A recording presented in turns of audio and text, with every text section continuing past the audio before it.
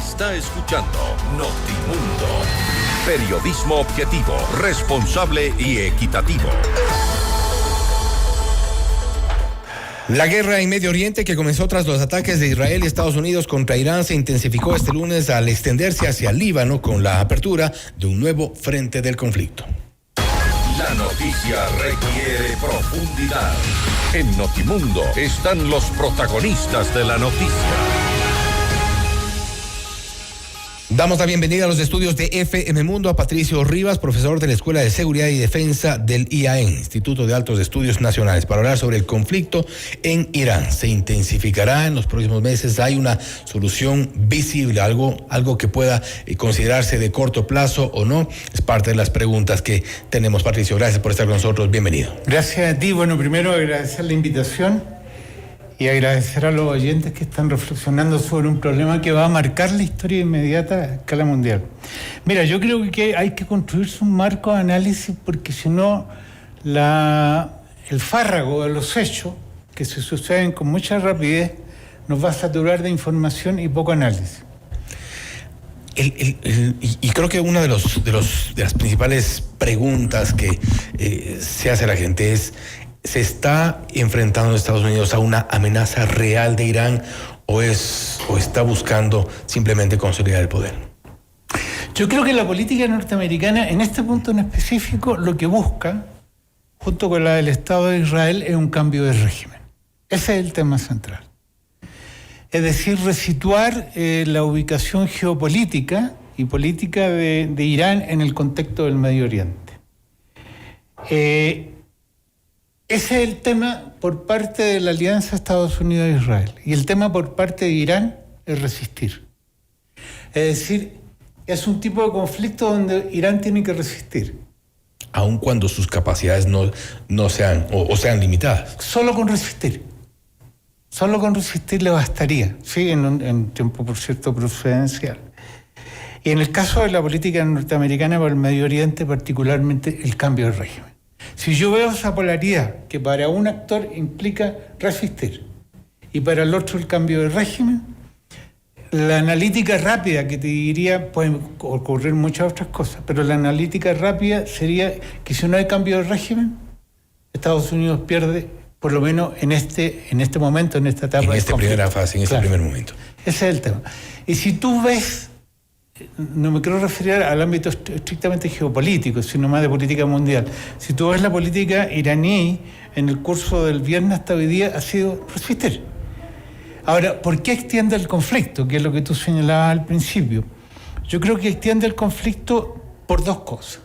Porque la muerte del ayatolá es un problema en cualquier cultura política, ¿no? Uh-huh. Es un tema de una gran sensibilidad.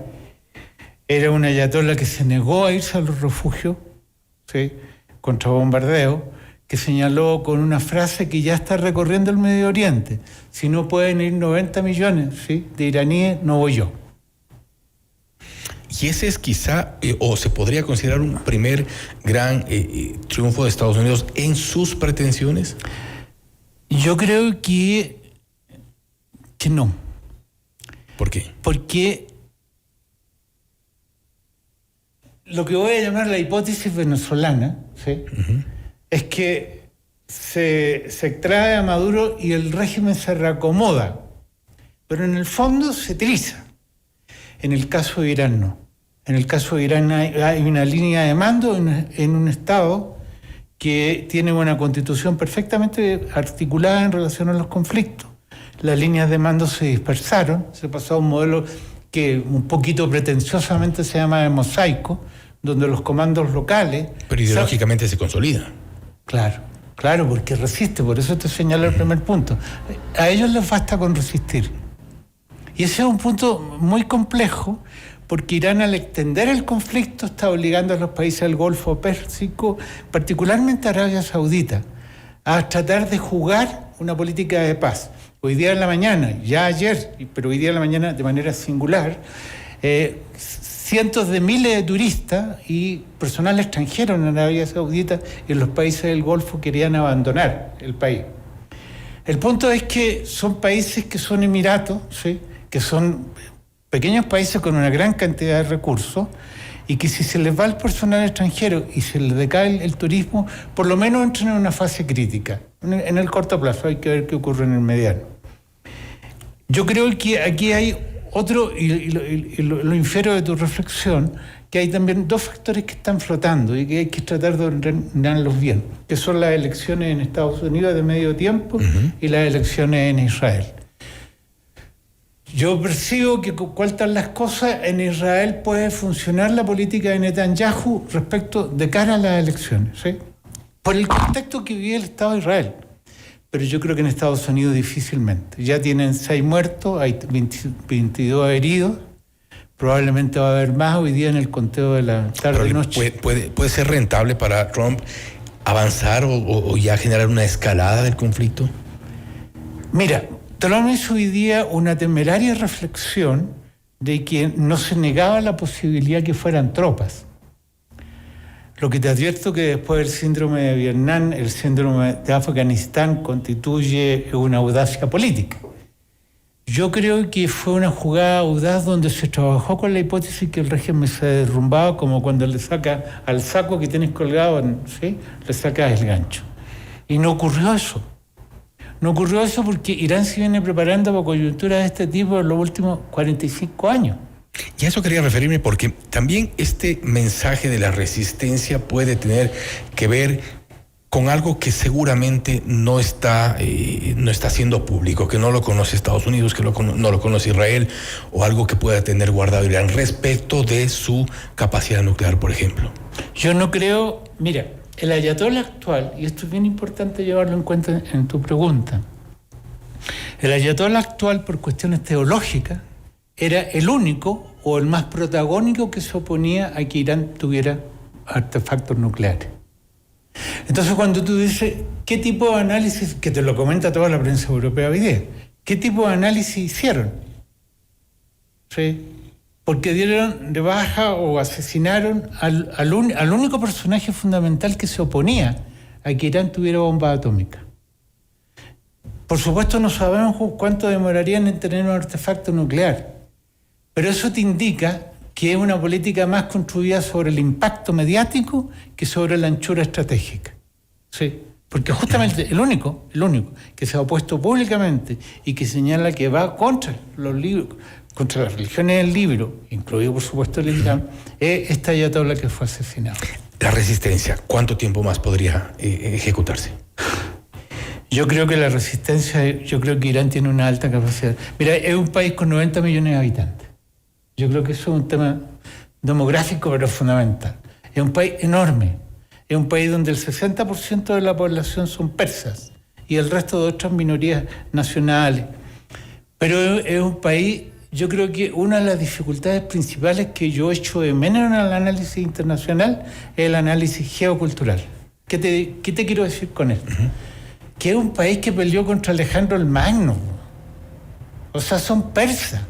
Para ellos el tema de un conflicto de esta naturaleza, que para nosotros puede constituir un enorme impacto, es parte de su larga tradición histórica y tienen un orgullo nacional fundamental. También lo tiene Israel, ¿sí? O sea, aquí estamos enfrentando dos grandes centros de poder que están construidos y articulados, en alguna medida, no completamente, alrededor de lo que yo llamaría las culturas del libro, ¿no? Cosa que no le ocurre a Estados Unidos. Estados Unidos juega un ajedrez ping-pong, ¿sí? Donde Trump podrá ser un bueno o un mal jugador, lo veremos. Y un poco lo que en Occidente se piensa siempre es este efecto que tiene sobre el castigo, por ejemplo, las sanciones a Irán y el efecto que tiene en la población. No obstante, en Irán esa visión no es compartida. Yo creo que es distinta la visión de Oriente y de Occidente. Claro. Respecto al impacto en la población. O sea, de todas formas lo que tú dices, y eso ha impactado el nivel de vida, los estándares de vida. Pero si tú ves las movilizaciones de ayer, repletaron las ciudades iraníes por la muerte del ayatolá, por el inicio de la guerra. Entonces, yo creo que hay experiencias en el mundo que tú podrás considerar de una manera u otra, pero los países no caen por sanciones económicas. Dime uno que haya caído por sanciones económicas. Han resistido. Ahí tenemos a Cuba, me explico, ¿no? Que tú puedes tener una opinión polémica o no, pero ahí está Cuba. O O sea, los países no caen por sanciones económicas, y yo creo que ese precepto, que está muy incrustado en el ácido ribonucleico del Departamento de Estado norteamericano, no opera. No opera particularmente cuando son culturas constituidas como la iraní, ¿no? Y con eso cierro, ¿qué podría o qué debería pasar, o qué podría pasar principalmente, para que estalle una guerra abierta, para que esto tenga otras proporciones?